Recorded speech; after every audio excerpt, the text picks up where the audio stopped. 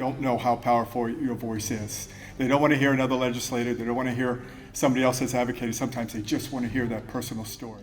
The only way to stop asbestos-related cancers is to ban it. About 40,000 Americans die every year of asbestos-caused diseases.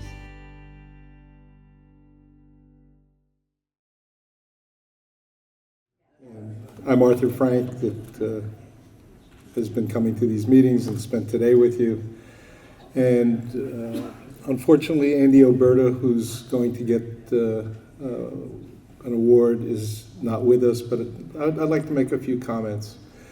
What we've already seen in terms of today and in terms of the awards this evening, what has struck me, this is another situation where it takes a village.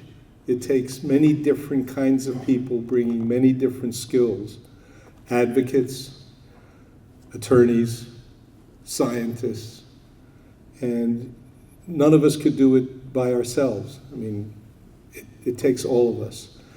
And what Andy Oberta represents is a field that we don't talk about here much, but is important to what we know and what we do, and that's the field of industrial hygiene. Andy, there's a short video of my giving him the award, and he's accepting it, but I want to make a comment that among the fields that we need to appreciate is the fact that he was and is an industrial hygienist. And industrial hygiene is part of how we've learned about what goes on in workplaces. It's part of the science of our field as well. It's the measurements that go on. And in many situations where plants are too small to, for example, have a physician, it may be an industrial hygienist who interacts with administrative people to try to make workplaces safer. So, Dr. Selikoff always had people on staff that would go out and do measurements like industrial hygienists do. It's one of the things I learned from him when I ran a number of departments and ran occupational medicine programs. We always saw to it that industrial hygiene was part of the world of occupational and environmental medicine, that we would train our students, be they medical students or now also at a school of public health where I teach. So I just wanted to make those sort of introductory remarks and make note of industrial hygiene. And again, Dr. Selikoff, to this group doesn't need a whole lot more explanation. There's a reason many people have called him Dr. Asbestos. He's done as much for the field and certainly more than anybody else I can think of to publicize the problem. The science goes back a long time, but it stayed in the ivory towers sometimes. The ivy-covered walls kept it all in, but he made sure it got out there. I think one of the greatest things he did was got the secretary of HHS at the time to put a note in with Social Security checks 1 month, saying 40 years earlier we had a lot of people working in shipyards, and you may have been exposed to asbestos, and you might want to go talk to your doctor and make them aware of the fact that you had exposure. So he did more, I think, to publicize it. So with that, maybe we could roll the film and give the award to Andy Oberta. Any important endeavor takes many people to work on serious problems. Andy Oberta, you have been such a person in dealing with the serious issues regarding exposures to asbestos. It has been a pleasure for me to get to know you and to work with you over the years, not just here in the United States, but also internationally. And always you have been quick to help others to share your experiences.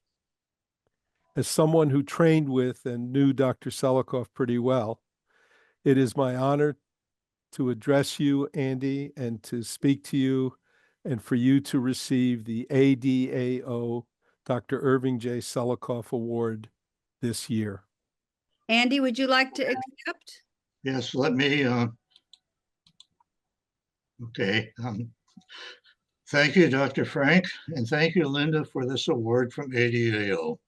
It goes without saying that I am deeply moved by this honor, but I will say anyway how much it means to me. My career as an industrial hygienist and asbestos consultant spans over 40 years.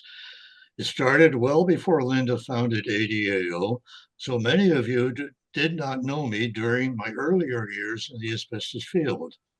You may wonder what I have done that led to this award and other recognition of my work. I did all of the things that asbestos consultants do, inspections and abatement projects, training classes, conferences, and publications. I ran asbestos labs, testified in litigation, and so forth. I did my work in and around countless buildings, as well as in unusual places like on a container ship across the North Atlantic and an asbestos cement factory in Israel. Conferences around the world have brought me together with my professional peers and also asbestos victims and their advocates. A major part, and perhaps the enduring part of my career, has been spent during sharing the benefits of my experience through professional organizations, including EIA, ASTM, and of course, ADAO. I look on the awards, the Jack Snyder Jr. Award from EIA in 2006 and the ASTM Award of Merit in 2016, not as the conclusion of my work with these organizations, but as milestones on a journey in which I continue to contribute. Hoping to pursue the same path with ADAO, once again, I want to thank Dr. Frank and Linda for the Dr. Irving Selikoff Award.